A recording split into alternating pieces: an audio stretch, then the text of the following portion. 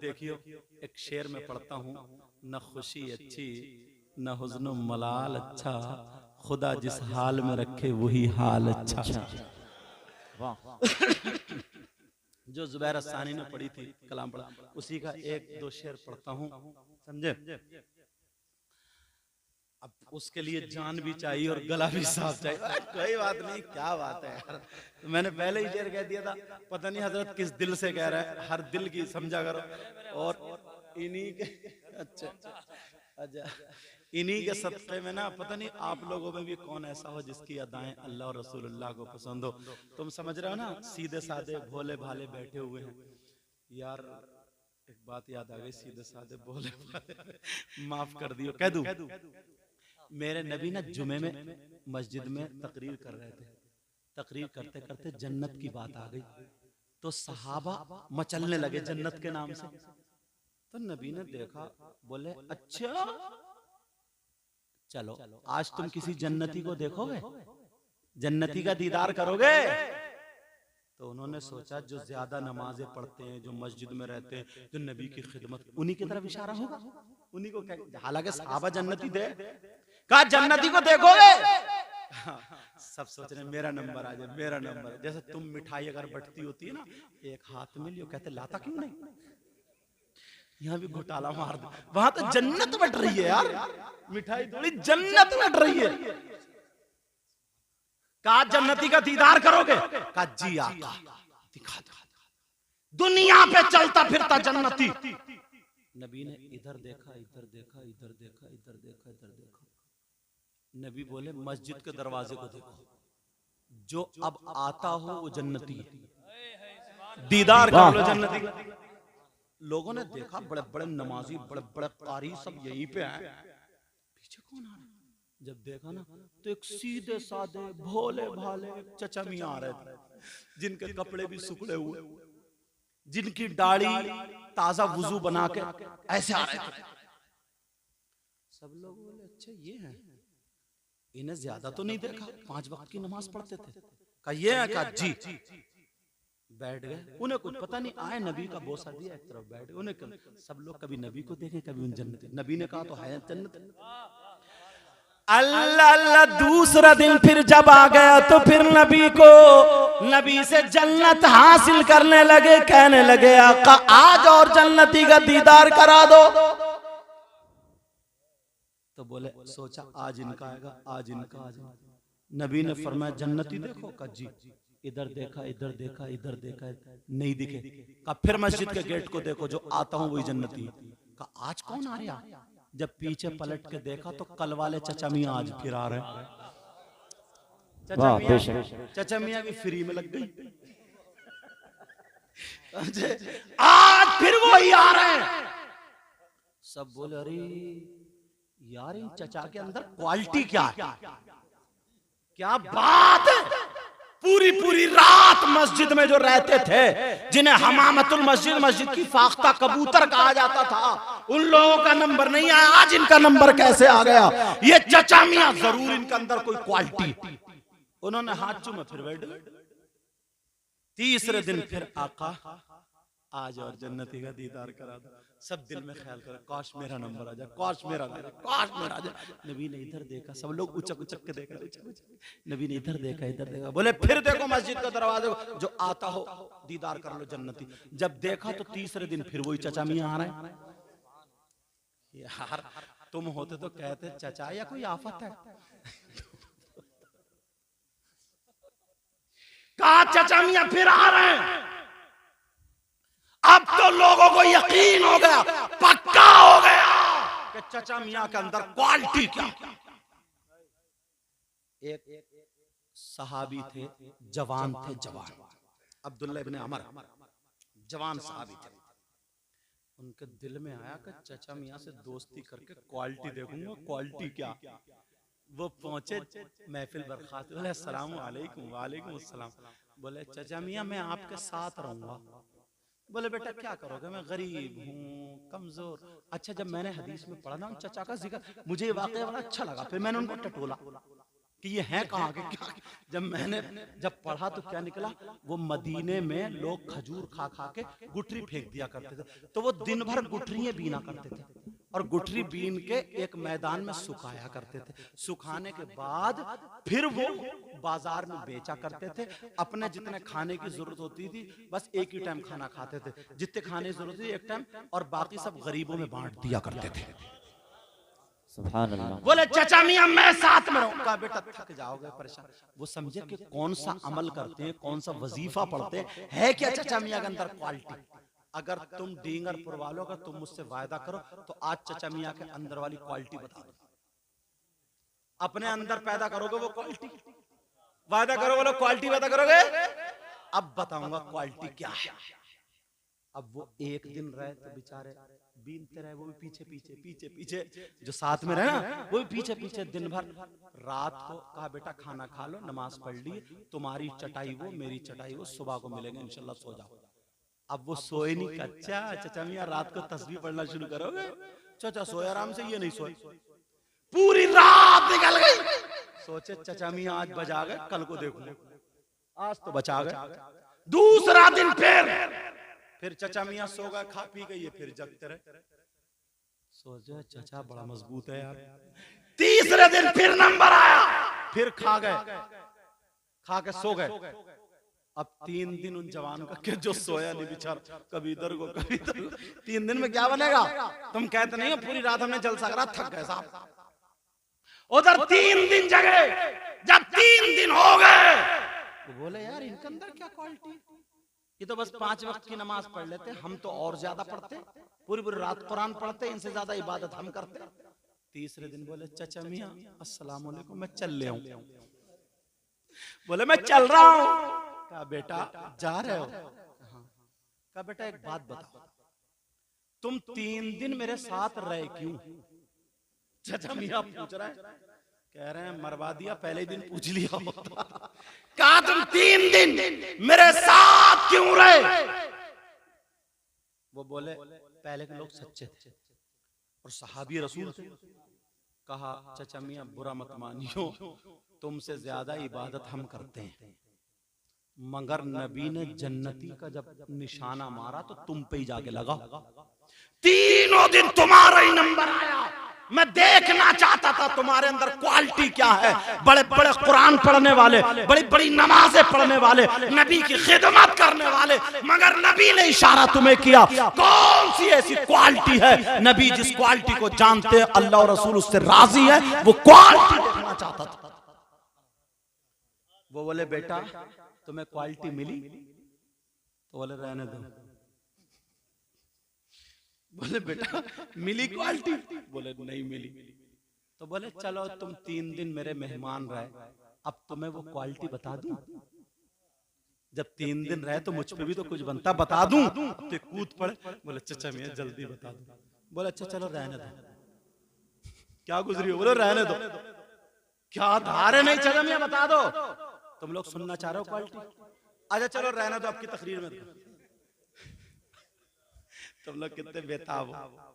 वो क्वालिटी क्या है जो 3 दिन जगा हो।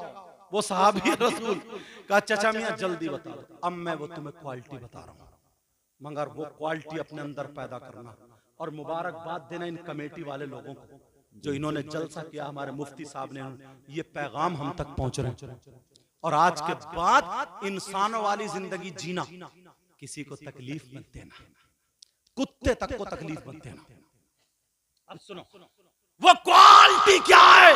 वो चाचा मियां कहने लगे बेटा मैं बूढ़ा हूं, बुजुर्ग हूं, कमजोर हूं, तुम जवान हो, मुझसे ज्यादा मस्जिद में रहते हो, मैं कम रहता हूं, मगर मेरा फर्ज नहीं छूटा, मैंने किसी को तकलीफ नहीं दी है। मेरे अंदर क्वालिटी ये है कि जब से मैंने होश संभाला है अपने दिल में कभी किसी की तरफ से मैल आने नहीं दिया, गुरूर तकब्बुर आने नहीं दिया है। मैंने अपने दिल को किसी से आज तक बुरा। वाह वाह बेशक सुभान अल्लाह। क्वालिटी पैदा करोगे, कभी दिल में किसी से नफरत तो नहीं रखोगे, कभी किसी की तरफ से मैल तो नहीं रखोगे। अगर लड़ाई हो गई है तो सुबह से बोलचाल शुरू कर दोगे। 70 ऊंट कुर्बान करने का सवाब मिलता है जो पहले पहल कर देता है। समझ में आ रही है? जो पैर, अरे यार क्या है, निकाल के फेंक दो गंदगी, ये मैल कुछ है। थोड़ी सी जिंदगी है, जरा मुस्कुरा के जी लो। थोड़ी सी जलना, हसद, कीना, बस सड़े जा रहे, मरे जा रहे, खत्म। नबी का गुलाम ये नहीं होता, वो होता है जिसके हाथ से तकलीफ ना हो, जिसकी आंख से तकलीफ ना हो, जिसके पांव से तकलीफ ना हो, जिसके वजूद से तकलीफ ना हो। अल्लाह के वास्ते किसी को सताना मत, तकलीफ मत देना। अगर तुम किसी को आराम नहीं पहुंचा सकते हो ना, तो तुम्हें किसी को तकलीफ देने का भी हक नहीं बनता। अगर तुम किसी की मदद नहीं कर सकते हो ना, तो किसी पे जुल्म करने का तुम्हारा कोई हक नहीं। तुमने मुझसे वायदा किया था कि अपने अंदर वो क्वालिटी पैदा करेंगे। आज से, अभी से तुम्हारी जिंदगी बदलेगी। बोलो बदलेगी, बोलो। अल्लाह के वास्ते मैं तुम्हारे लिए दिल से दुआएं करूंगा, ऐसी दुआएं करूंगा, मगर पर तुम मेरा साथ दोगे तो। बोलो साथ दोगे। जुलूस मोहम्मदी अगर निकालोगे ना, जुलूस, ये एक मोहब्बत का खाका होता है। इनके यहाँ खुद प्रोग्राम छोड़ के सुनने आए, जबकि खुद बेहतरीन हाफिज है, बहुत शानदार हाफिज है, पढ़ाते बहुत अच्छा। समझ में? सारे उलमा सब काम कर, पता नहीं किसका जुमला कहाँ कबूल हो जाए। मैं इस लायक हूँ भी नहीं, मगर दुआ करो अल्लाह मुझे भी अच्छा कर दे, और जो मेरे गले में आवाज में तकलीफ है उसको अल्लाह बेहतर कर दे। दुआ करो अल्लाह तुम्हारी नस्लों को आबाद करे, आपस में मेल मोहब्बत प्यार मोहब्बत। यार मस्जिद में, मदरसे में सियासत मत चलाना, लड़ाई झगड़ा कुछ। वैसे तुम इलेक्शन लड़ाओ, जो भी तुम्हारे यहाँ ना दीन का काम करे, कौम का काम करे, उसे वोट दो, जिता लो, अच्छी बात है, उसका हक है, उसे दो, तुम्हारा हक है, तुम दो। समझ, मेरी बात समझ रहे? मैं तुम्हें वोट देने को नहीं रोक, अपने जो हैं उन्हें आगे बढ़ाओ। जो अगर कोई इस तरीके का कोई लड़का उभर के आता है जिससे मुसलमानों की सेफ्टी, या मेरे इशारे समझ रहे हो, मैक पे नहीं कहा जा सकता, दीन का काम, मुसलमानों का काम, अरे चाहे इंसानों का ही काम हो, तो तुम उसे वोट दे के आगे बढ़ाओ। समझे?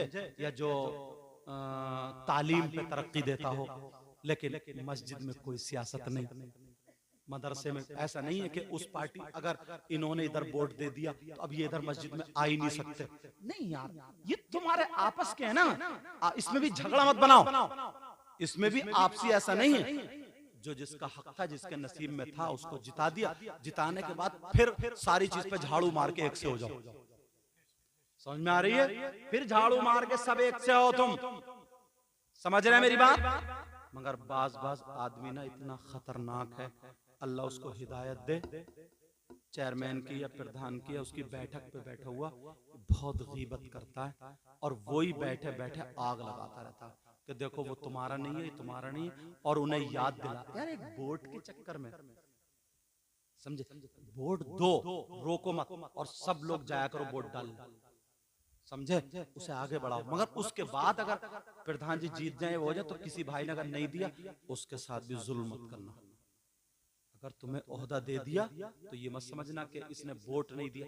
अरे अल्लाह ने तुम्हें पैदा किया है ना, इस लायक बना दिया, तो अब सब एक से हो जाओ, सब एक से हो जाओ। मगर बात तक तुम्हारी पार्टियां चलती रहती हैं, लड़ाई झगड़े, शादी में ना बुलाओगे ना बैठोगे, क्या है इसका नाम दीन इस्लाम है क्या? खत्म करो ये सारी चीजें। इलेक्शन का वक्त आए, जिसको तुम्हारा दिल ठुके, और दिल उस पर ठोको जो कौम के ज्यादा काम आए। मेरा मशवरा, जो दीन और इस्लाम के आड़े ना आए, और कौम के लोगों के ज्यादा काम, उस पर दिल ठोको और उसे वोट दे दो, आगे बढ़ा दो। वो तुम्हारा इलेक्शन का तुम्हारे ऊपर छोड़ता हूं, मुझे कोई उससे मतलब नहीं, मगर मुझे मस्जिद मदरसे से मतलब है। उस पे इलेक्शन मत चलाना, उस पे लड़ाई झगड़े मत चलाना, और मसले में दीन में अपनी तबीयत मत लगाना। वहां शरीयत चलती है, वहां क्या चलती है? शरीयत। मुझसे अगर तुम खेत जुतवाओगे तो सही बताइए, मैं खेत जोत लूंगा? नहीं। और अगर मैं आपसे तकरीर करवाऊं तो तकरीर कर लोगे? नहीं। तुम्हारा काम जो है वो तुम्हारा, एक मदरसे में पढ़ने वाला इमाम, नाजिम, आलिम, हाफिज कुरान पढ़ के आया, वो उसका एक्सपर्ट है, वो उसको जानता है, उसका मास्टर है, वो हमसे अच्छा करेगा।